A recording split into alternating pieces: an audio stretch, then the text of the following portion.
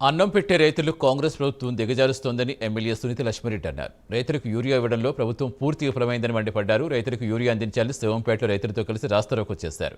కాంగ్రెస్ ఎన్నికలకు ముందు మార్పు రావాలంటూ ప్రచారం చేసి మళ్లీ పాత రోజుల్లోకి నెట్టేస్తోందని సీరియస్ అయ్యారు.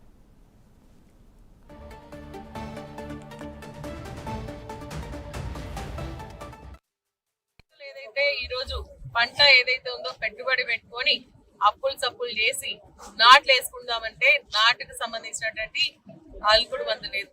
అదే విధంగా అట్లా ఇట్లా కష్టపడి నాటేసుకుంటే దేవుడి వల్ల బాగా వర్షాలు పడితే మా పంటలు బాగా పండుతాయి అని చెప్పేసి ఆశతో ఉన్నటువంటి రైతులకు ఆశల పైన నీళ్లు జల్లుతుంది కాంగ్రెస్ పార్టీ.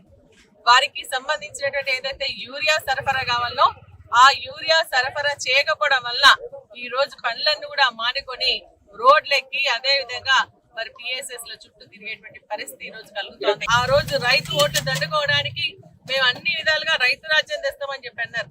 ఎకరాకు 15,000 రూపాయల రైతు భరోసా ఇస్తామని చెప్పేసి అన్నారు. అదే విధంగా ఏకకాలంలో రైతు రుణమాఫీ చేస్తామని చెప్పి అన్నారు.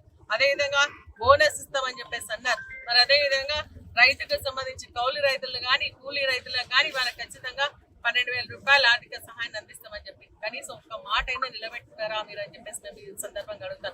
కాంగ్రెస్ పార్టీ యొక్క ప్రణాళిక లేకపోవడం వల్ల రైతులకు ఎంతైతే మరి ఎరువులు అవసరం ఉంటాయో దాని కనీసం ఒక మీటింగ్ కూడా పెట్టుకొని మాట్లాడలేక కేంద్ర ప్రభుత్వం మీద నెట్టేస్తా ఉన్నారు. కేంద్ర ప్రభుత్వం రాష్ట్ర ప్రభుత్వం మీద, రాష్ట్ర ప్రభుత్వం కేంద్ర ప్రభుత్వం మీద. బీజేపీ కాంగ్రెస్ మళ్ళీ రెండు కలిసే తిరుగుతాయి. మళ్ళీ ఈ రోజు ఒకరి మీద ఒకరి నిపం వేసుకొని ఈ రోజు మాట దాటి